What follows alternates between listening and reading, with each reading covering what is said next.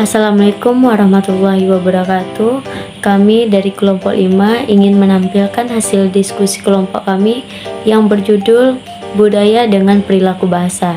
Sebelumnya, perkenalkan, nama saya Rosainita, NPM 2202060018. Di sini saya selaku moderator dan dengan rekan saya Denny Juliansa, Mitariani, Gusti Levia, dan Widya Aprilia.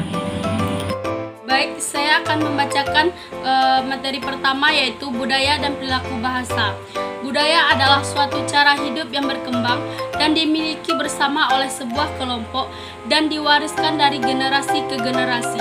Budaya terbentuk dari banyak unsur yang rumit, termasuk sistem agama dan politik, adat istiadat, bahasa, perkakas, pakaian, bangunan, dan karya seni. Bahasa sebagaimana juga budaya merupakan bagian tak terpisahkan dari diri manusia, sehingga banyak orang cenderung menganggapnya diwariskan secara genetis. Ketika seseorang berusaha berkomunikasi dengan orang-orang yang berbeda budaya dan menyesuaikan perbedaan-perbedaannya, membuktikan bahwa budaya itu. Materi yang selanjutnya yaitu perilaku bahasa. Perilaku bahasa adalah tata keyakinan yang relatif berjangka panjang sebagian mengenai bahasa tertentu, mengenai objek bahasa yang memberikan kecenderungan kepada seseorang untuk bereaksi dengan cara tertentu dengan cara yang disenanginya. Sikap positif terhadap bahasa akan mempertinggi keberhasilan belajar bahasa. Sikap merupakan kontributor utama bagi keberhasilan belajar bahasa. Dittmar mengemukakan pengertian perilaku bahasa ditandai oleh sejumlah ciri, antara lain: A. Pemilihan bahasa dalam masyarakat multikultural. B. Distribusi perbendaharaan bahasa. C. Perbedaan-perbedaan dialektikal. D. Problema yang timbul sebagai akibat adanya interaksi antara individu. Baiklah, kita masuk materi selanjutnya, yaitu faktor-faktor bahasa dalam konseling lintas budaya. Dalam konseling lintas budaya, beberapa faktor bahasa yang perlu diperhatikan antara lain yang pertama, kemampuan bahasa konselor. Kemampuan konselor dalam berkomunikasi dalam bahasa yang dimiliki klien atau dalam bahasa sumber klien. Selanjutnya, terjemahan, penggunaan penerjemah profesional atau teknologi penerjemah untuk memastikan pesan disampaikan dengan akurat.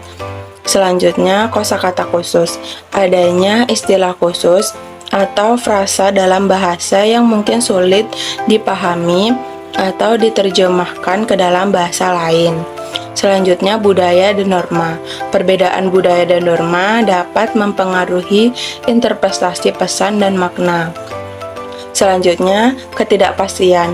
Risiko kesalahan interpretasi karena perbedaan nuansa dan makna dalam bahasa. Faktor-faktor perilaku dalam konseling lintas budaya. Berikut adalah beberapa faktor penting dalam konseling lintas budaya. Yang pertama, komunikasi verbal dan nonverbal. Faktor ini meliputi bahasa yang digunakan, intonasi, ekspresi wajah, gerak tubuh, dan jarak fisik antara konselor dan klien. Dalam konteks lintas budaya, makna dan interpretasi dari komunikasi verbal dan nonverbal dapat berbeda, sehingga penting bagi konselor untuk memahami dan menginterpretasikan dengan benar pesan yang disampaikan oleh klien. Selanjutnya, yang kedua, nilai dan keyakinan. Nilai-nilai budaya dapat mempengaruhi perilaku klien dalam konseling.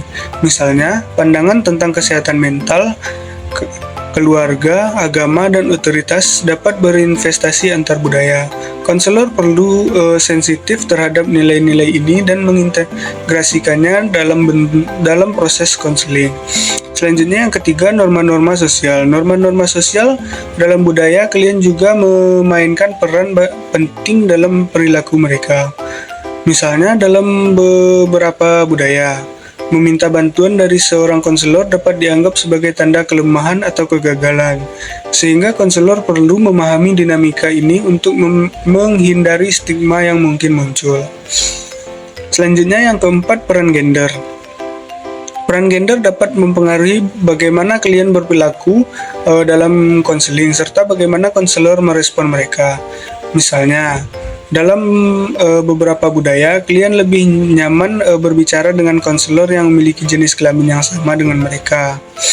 Sementara dalam budaya lain, hal itu mungkin dianggap tidak pantas. Selanjutnya, yang kelima, gaya kepribadian. Gaya kepribadian individu juga mempengaruhi perilaku dalam konseling. Beberapa klien mungkin lebih ekspresif dan terbuka, sementara yang lain mungkin lebih tertutup atau berhati-hati dalam berbagi. Konselor perlu menghadapi pendekatan mereka sesuai dengan gaya kepribadian klien untuk menciptakan hubungan yang terautentik.